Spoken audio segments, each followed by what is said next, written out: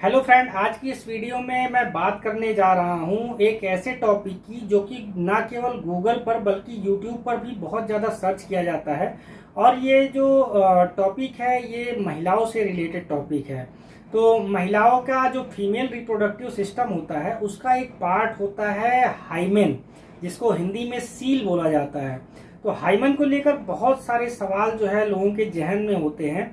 और ये जो हाइमेन, जिसको हिंदी में सील कहते हैं, इसको लेकर कई बार जो है जो कपल्स होते हैं, पति पत्नियां होती हैं, उनके बीच तलाक तक की नौबत आ जाती है। कई सारे घर परिवार भी टूट जाते हैं क्योंकि लोग ये समझते हैं कि कहीं ना कहीं ये जो सील है उसका संबंध वर्जिनिटी से होता है। तो फ्रेंड, आज की इस वीडियो में मैं इसी टॉपिक को लेकर पूरी तरह से बात करूंगा। और ये हाइमेन जो होता है, जिसको हिंदी में सील कहते हैं, ये कहाँ पर पाई जाती है। 95% लोगों को हाइमेन क्या होता है और ये कहाँ पर पाया जाता है इसके बारे में कुछ भी नहीं पता। बस वो केवल सुनी कहानियों पर ही भरोसा करते हैं। हाइमेन के कितने प्रकार होते हैं, हाइमेन का क्या वर्जिनिटी से कोई लेना देना है कि नहीं है, ये जो हाइमेन होता है क्या ये उम्र बढ़ने के साथ में अपने आप खत्म हो जाता है। तो फ्रेंड, मेरा नाम नवनीत है और स्वागत है आपका मेरे YouTube channel medicine and biology में। और फ्रेंड, चैनल पर पहली बार आए हैं तो चैनल को सब्सक्राइब करना ना भूले। वीडियो अगर आपको पसंद आती है, यूजफुल लगती है, तो आप इसको अपने फ्रेंड के साथ में शेयर करना ना भूले ताकि उन तक भी सही जानकारी सही समय से पहुंच सके। चलिए शुरू करते हैं। हाइमेन यानी कि सील को लेकर जो सबसे अहम और सबसे बड़ा सवाल ये है कि भाई ये सील नाम की चीज जो होती है ये लड़कियों में पाई कहाँ पर जाती है। और इसको लेकर हमको लग रहा है कि शायद 95% लोगों को कंफ्यूजन होता है। वो जानते ही नहीं कि सील कहाँ पर होता है। बस उन्होंने ये सुना है कि जब कोई लड़की पहली बार सेक्स करती है तो ये जरूरी होता है कि सील टूटे और ब्लीडिंग हो, तभी माना जाएगा कि लड़की वर्जिन है। तो सबसे पहले मेरे बगल में जो ये इमेज आ रही है, जो पिक्चर आ रही है, आप इसको बड़े ध्यान से देखिए। ये फीमेल का इंटरनल रिप्रोडक्टिव सिस्टम होता है। अब आप इस पिक्चर में देखिए, इसमें दो ओवरी है। एक राइट हैंड साइड में एक ओवरी पाई जा रही है और दूसरा जो है लेफ्ट हैंड साइड में एक ओवरी पाई जा रही है। तो महिलाओं के अंदर जो है एक पेयर ओवरी का पाया जाता है और यहीं से महिला जो है अंडा रिलीज करती है, एग रिलीज करती है। महिलाओं के अंदर महीने में केवल एक अंडा बनता है और ये अंडा या तो राइट हैंड साइड वाली ओवरी से बनेगा या लेफ्ट हैंड साइड वाली ओवरी से बनेगा। जहां पर महिलाओं के अंदर हर एक महीने में केवल एक अंडा बनता है, वहीं पर पुरुषों में अगर बात करें तो हर एक सेकंड में पुरुषों के अंदर जो टेस्टिकल्स पाए जाते हैं, जो दो गोलियां पाई जाती हैं, उससे 1500 स्पर्म यानी 1500 शुक्राणु पर सेकंड निकलते हैं। लाखों में जो है वो शुक्राणु बनाते हैं। यानी अगर एक दिन की बात करें तो पुरुष के जो टेस्टिकल्स होते हैं वो मिलियंस में स्पर्म का प्रोडक्शन करते हैं। अब ओवरी के बगल में एक ट्यूब पाई जाती है जिसको फैलोपियन ट्यूब बोलते हैं। एक ट्यूब राइट हैंड साइड में पाई जाती है जो कि ओवरी से सटी हुई होती है, लगी हुई होती है, और दूसरी जो है लेफ्ट हैंड साइड में ओवरी से लगी होती है। अब ये जो फैलोपियन ट्यूब होता है इसी में निषेचन होता है, इसी में फर्टिलाइजेशन होता है। यानी कि जब पुरुष का जो शुक्राणु होता है और महिला का जो अंडा होता है, ये दोनों इसी फैलोपियन ट्यूब में मिलते हैं, वहां पर निषेचन होता है जिसको अंग्रेजी में फर्टिलाइजेशन बोलते हैं, और फिर जाइगोट बनता है, बच्चे बनने की प्रक्रिया शुरू हो जाती है। अब उसके नीचे आप देखिए, यहाँ पर यूटेरस होता है, यानी हिंदी में अगर आप इसको कहें तो गर्भाशय होता है।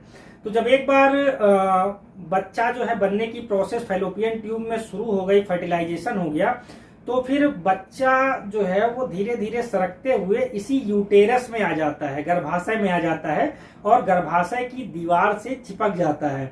और 9 महीने फिर यहीं पर बच्चे की ग्रोथ। गर्भाशय के नीचे आप देखिए सर्विक्स नाम की एक चीज है। तो सर्विक्स क्या होता है? एक बहुत ही पतली सी ट्यूब होती है, नली होती है, और ये स्पर्म को रास्ता देती है आगे बढ़ने के लिए।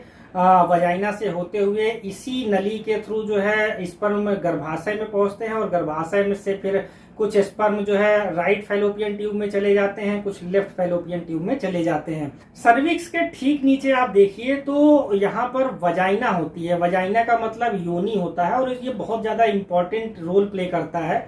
पुरुष जो होता है, जो उसका पेनिस होता है, हिंदी में जिसको लिंग कहते हैं, वो इसी वजाइना में जो है प्रवेश करता है इंटरकोर्स के समय, और इसी वजाइना में पुरुष जो है अपना शुक्राणु छोड़ता है, और उसके बाद फिर आगे की सारी प्रोसेस होती है। अब आप ये समझ लीजिए कि पुरुष ने वजाइना में अपना जो है पेनिस पेनिट्रेट किया, वहीं पर जो है उसने अपना शुक्राणु छोड़ा। उसके बाद ये गर्भाशय ग्रीवा यानी सर्विक्स से शुक्राणु होते हुए यूटेरस में पहुंचे, और यूटेरस से कुछ जो शुक्राणु है वो राइट हैंड साइड वाली फैलोपियन ट्यूब में चले जाते हैं, कुछ लेफ्ट हैंड साइड वाली फैलोपियन ट्यूब में चले जाते हैं। क्योंकि महिला के अंदर महीने में केवल एक अंडा बनता है, चाहे वो राइट वाली ओवरी अंडा बनाए या लेफ्ट वाली ओवरी अंडा बनाए। शुक्राणु जो है वो दोनों तरफ के फैलोपियन ट्यूब में जाते हैं, तो अगर अंडा जहां पर भी मिल जाता है, चाहे वो राइट वाले में मिल जाए अंडा स्पर्म से, या लेफ्ट वाले में मिल जाए, फिर फैलोपियन ट्यूब में ही फर्टिलाइजेशन हो जाता है। अंडा जो है वो स्पर्म से मिल जाता है और वहीं पर फर्टिलाइजेशन होकर जाइगोट बनना शुरू हो जाता है, बच्चा बनना शुरू हो जाता है। ये तो इंटरनल रिप्रोडक्टिव सिस्टम फीमेल की बात हो गई। अब फीमेल के एक्सटर्नल रिप्रोडक्टिव सिस्टम की बात कर लेते हैं। तो जैसा आपको इस पिक्चर में दिख रहा है, इस पूरे पिक्चर को वल्वा बोलते हैं, इस पूरे पिक्चर को वजाइना नहीं बोलते हैं। वल्वा का एक पार्ट होता है वजाइना। तो वल्वा आप जैसा आपको इस पिक्चर में दिख रहा है, तो वल्वा में सबसे ऊपर की तरफ हेयर्स पाए जाते हैं और बाल पाए जाते हैं। उसके बाद आप फिर आगे देखिए, वल्वा के अंदर जो है एक छोटा सा होल पाया जाता है, छिद्र पाया जाता है, जिसको यूरेथ्रल ओपनिंग बोलते हैं, यानी कि मूत्र मार्ग बोलते हैं। और इसी मूत्र मार्ग से जो लड़कियां होती हैं वो उनका पेशाब बाहर आता है। अब मूत्र मार्ग के नीचे एक दूसरा छिद्र पाया जाता है जिसको वजाइना बोलते हैं।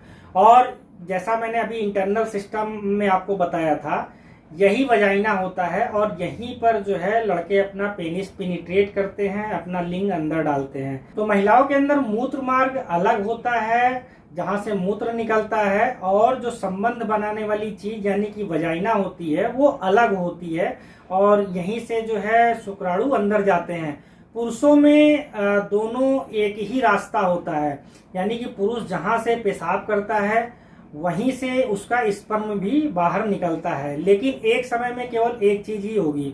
अगर जब वो पेशाब करेगा तो स्पर्म नहीं निकलेगा, और जब वो स्पर्म निकालता है तो उस समय पेशाब नहीं होगी। लेकिन महिलाओं के अंदर ये दोनों चीजें अलग अलग होती है, मूत्रमार्ग अलग होता है, वजाइना अलग होती है। अब ये मैंने तमाम बातें कर ली फीमेल रिप्रोडक्टिव सिस्टम की, पर मुद्दे की बात तो की ही नहीं कि ये हाइमेन नाम की जो चीज है, सील नाम की चीज है, वो कहाँ पर पाई जाती है। तो जो महिला की वजाइना होती है, जहाँ पर पुरुष पेनिट्रेट करते हैं जिस होल के अंदर, उसके ऊपर एक बहुत ही पतली सी मेम्ब्रेन यानी कि झिल्ली पाई जाती है। बहुत ही पतली सी झिल्ली होती है ये, और इसी झिल्ली को हाइमेन या फिर सील बोला जाता है। वजाइना केवल पेनिस के पेनिट्रेशन के लिए ही नहीं बनी होती। वजाइना का एक और बहुत बड़ा काम होता है। महिलाओं के अंदर जब प्यूबर्टी की स्टेज आती है, महिलाएं जब 13-14 साल की होती हैं, जब वो जवान होने लगती है, तो महिलाओं के अंदर जब पीरियड्स आना शुरू होते हैं, तो वो जो पीरियड में ब्लड आता है, वो ब्लड इसी वजाइना से ही होकर बाहर निकलता है। तो इसका बहुत बड़ा रोल होता है वजाइना का। अब आप इस पिक्चर को देखिए, इसमें क्या बताया गया है कि हाइमेन जो है, यानी कि लड़कियों के अंदर जो सील नाम की चीज पाई जाती है, वो भी कई तरह की होती है। सबसे पहले जब लड़कियां बहुत छोटी होती हैं, उनकी उम्र लगभग 1 साल से लेके 7-8 साल के बीच में होती है, तो उनका जो आउटर रिप्रोडक्टिव सिस्टम होता है, उसमें केवल एक छिद्र पाया जाता है, एक होल होता है, जो कि यूरेथ्रल ओपनिंग यानी मूत्र मार्ग होता है, और बाकी दूसरा छेद नहीं पाया जाता है, और केवल उस पर एक ये झिल्ली पाई जाती है पतली सी, और इसी को बोलते हैं इनपरफोरेटेड हाइमेन। अब उसके बाद जैसे उम्र बढ़ती है, लड़कियां 8 से लेके 12 साल के बीच की में होती हैं, वो जो प्यूबर्टी की स्टेज में होती हैं, तो मूत्र मार्ग के नीचे जो झिल्ली पाई जाती है, उस झिल्ली में एक बहुत ही महीन सा दूसरा छिद्र होने लगता है, और इसी को बोलते हैं माइक्रो परफोरेटेड हाइमेन, और इसको एक एनुलर हाइमेन के नाम से भी जाना जाता है। लड़की की उम्र जब और बढ़ती है, 12 से लेके 16 साल के बीच में जब लड़की होती है, तो ये जो हाइमेन होती है, जो मूत्र मार्ग के नीचे झिल्ली होती है, उसमें एक छेद की जगह फिर 2 छेद हो जाते हैं, और इसको सेप्टेड हाइमेन के नाम से जाना जाता है। अब जब लड़की 16 से लेके 18 साल के बीच में होती है तो ये जो झिल्ली होती है इसमें 2 छेद की जगह कई सारे छोटे छोटे छेद होने लगते हैं और इसको बोलते हैं क्रिबिफॉर्म हाइमेन। अब जब लड़की की उम्र जो है वो 18 साल से ऊपर हो जाती है तो ये जो हाइमेन होता है ये जो मेम्ब्रेन होती है ये फट जाती है और इसको बोला जाता है पैरासिंट्रोइटस हाइमेन। तो अब आप भी ये चीज समझ गए होंगे कि जैसे जैसे उम्र बढ़ती है तो ये जो झिल्ली पाई जाती है, जो ये मेम्ब्रेन वजाइना के ऊपर पाई जाती है, उम्र बढ़ने के साथ में ये अपने आप धीरे धीरे करके फटनी शुरू हो जाती है। तो इसका जो है सेक्स से कोई लेना देना नहीं होता। अब क्योंकि अब जो शादियां हो रही हैं, आप सोचिए कितने साल में हो रही है, किसी लड़की की शादी जो है 23 साल में हो रही है, किसी की 25 साल में हो रही है, किसी की 28 साल में हो रही है। और तो आप सोचिए कि ये हाइमेन तो पहले से ही फट गया है उम्र बढ़ने के साथ में।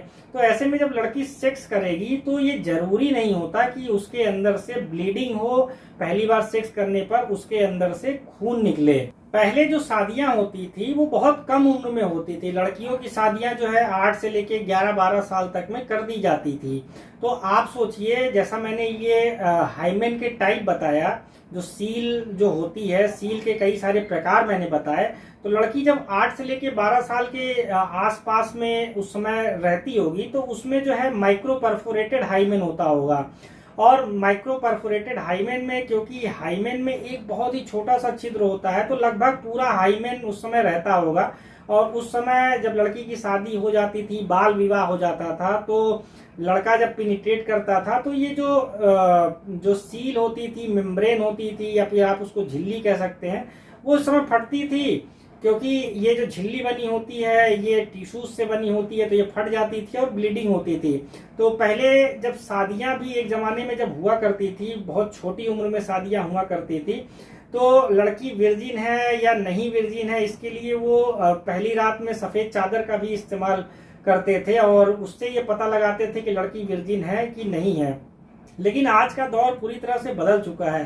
शादियां बड़ी उम्र में होती हैं और उम्र बढ़ने के साथ में जो ये सील होती है वो पहले से ही ब्रेक हो जाती है। तो ऐसा जरूरी नहीं है कि पहली बार सेक्स करते समय जो है ब्लीडिंग हो या ना हो।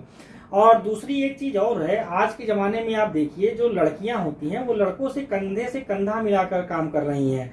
लड़के अगर मिलिट्री में जा रहे हैं तो लड़कियां भी मिलिट्री में जा रही हैं, लड़के दौड़ लगा रहे हैं तो लड़कियां दौड़ लगा रहे हैं, लड़के साइकिल और मोटरसाइकिल कार चला रहे हैं तो लड़कियां भी कर रही हैं। हर वो काम जो लड़के आज के समय में कर रहे हैं वो लड़कियां भी कर रही हैं। तो लड़कियां जो है जब वो फिजिकल वर्क भी करती हैं, अगर वो दौड़ लगाती हैं, साइकिल चलाती हैं या कुछ भी जब फिजिकल वर्क वो करती हैं, तो उनका जो ये हाइमेन होता है, फिजिकल वर्क की वजह से हाइमेन पर प्रेशर पड़ता है और हाइमेन जो है वो फट जाता है। तो एक चीज आप समझ लीजिए, और खासकर मैं लड़कों को यहाँ पर कोट करके कह रहा हूँ कि हाइमेन का कोई भी रिलेशन नहीं होता है वर्जिनिटी से। आप अगर ये सोचे कि लड़की जो है सेक्स कर रही है और उसके जो है ब्लीडिंग नहीं हुई, तो इसका मतलब ये नहीं है कि लड़की वर्जिन नहीं है। क्योंकि जैसा मैंने पूरा यहाँ पर डिटेल में बताया, तो अब आपको भी ये चीज़ समझ में आ गई होगी कि हाइमेन जो है उम्र के बढ़ने के साथ में पहले से ही ब्रेक होना शुरू हो जाता है। तो मेरे ख्याल से जो यहाँ पर मैंने जानकारी दी वो आपकी समझ में आया होगा। कुछ और भी अगर आपके सवाल चल रहे हो आपके मन में सील को लेकर, हाइमेन को लेकर, तो आप मेरे कमेंट बॉक्स में कमेंट करके पूछ सकते हैं और आगे मैं फिर दूसरे टॉपिक भी कवर करूँगा। तो फ्रेंड, आशा करता हूँ आपको मेरी ये वीडियो पसंद आई होगी। आपका बहुत बहुत धन्यवाद।